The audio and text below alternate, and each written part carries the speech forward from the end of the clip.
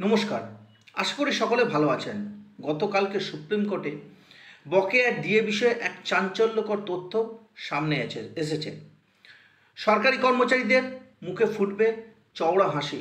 শুধু সরকারি কর্মচারী নয়, সরকারি কর্মচারী সহ পেনশনাররা বকেয়ার 100% ডিএ সাথে 10% সুদ সহ কিন্তু ওনাদের অ্যাকাউন্টে পেতে পারেন। কি সেই চাঞ্চল্যকর তথ্য? শুধু কর্মচারীদের জয় নয়, বকেয়া ডিএ মিলতে পারে 10% সুদ সহ। সুপ্রিম কোর্টে ডিএ মামলার শুনানিতে ফের বড় দাবি, রাজ্যকে পুরোটাই ফেরতের নির্দেশ আসতে পারে। ডিএ মামলার আপডেট, এবার জোরালো সওয়াল উঠল সুপ্রিম কোর্টে। রাজ্য সরকারি কর্মচারীদের সংগঠন ইউনিটি ফোরামের আহ্বায়ক দেবপ্রসাদ হালদার সুপ্রিম কোর্টে বকেয়া ডিএ নিয়ে বড় দাবি উত্থাপন করেছেন। শীর্ষ আদালতের সাম্প্রতিক শুনানিতে তাদের আইনজীবী করুণানন্দী দাবি করেন, রাজ্য সরকার শুধু ডিএ নয়, তার উপর 10% সুদসহ পুরো বকেয়া ফেরত দিতে বাধ্য।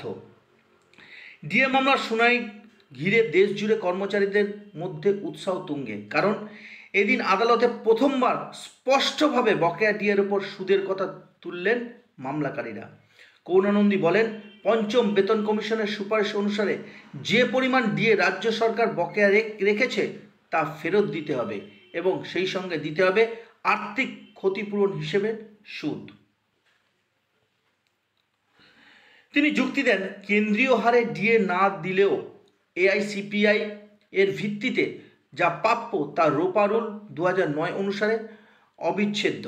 আদালতের পর্যবেক্ষণে উঠে আসে, কর্মচারীরা যদি অন্য রাজ্যে একই পদের জন্য কেন্দ্রীয় হারে ডিএ পান, তবে পশ্চিমবঙ্গের কর্মচারীরা বঞ্চিত হবেন কেন?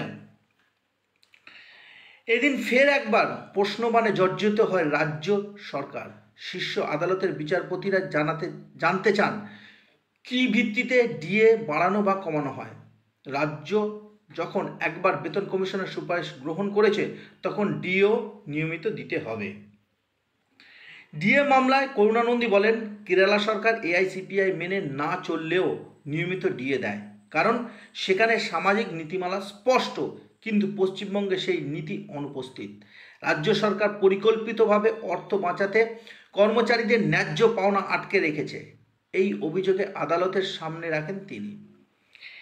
এমনকি রাজ্যেরই কিছু কর্মচারীর চেন্নাই ও দিল্লি বাংলোতে কাজের ভিত্তিতে কেন্দ্রীয় হারে ডিএ দেওয়ার প্রমাণও পেশ করা হয়েছে। এর ফলে আদালতে চাপ আরও বেড়েছে রাজ্যের ওপর। এই প্রেক্ষাপটে করুণানন্দী সুপ্রিম কোর্টকে বলেন, এটা কোনো গ্রেস নয়, বরং বেতন কাঠামোরই অংশ। তাই রাজ্য সরকারকে তা ফেরত দিতে হবে। শুধু ফিরিয়ে দিলেই চলবে না, 10% হারে সুদসহ বকেয়া ডিএ মেটাতে হবে। ডিএ মামলার এই শুনানি এখন আর কেবল আইনি লড়াই নয়, বরং এটি লাখ লাখ সরকারি কর্মীর ভবিষ্যতের প্রশ্ন।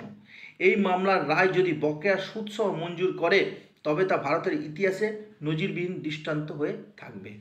আগামী দিনে ডিএ মামলার শুনানি ও রায়ের দিকে তাকিয়ে গোটা রাজ্য, যদি আদালত পুরো দাবিকে মান্যতা দেয়, তবে রাজ্য সরকারকে এক বিশাল আর্থিক বোঝা বইতে হবে। অন্যদিকে সরকারি কর্মীদের জন্য তা হবে বহু বছরের অপেক্ষার অবসান। তবে একটা বিষয় পরিষ্কার, কালকে যে সুপ্রিম কোর্টে শুনানি হয়েছে, সেখানে রাজ্য সরকার অনেকটাই পিছিয়ে সরকারি কর্মচারীদের আইনজীবীদের থেকে। এর থেকে বোঝা যাচ্ছে বকেয়া ডিএর 100% মিলবে কিনা জানি না, তবে 50% দিকেই কিন্তু এগোচ্ছে সুপ্রিম কোর্ট। এবার দেখার আগামী মঙ্গলবার 2টোর পর কি হয়। সকলে ভালো থাকবেন, সুস্থ থাকবেন, সঙ্গে থাকবেন।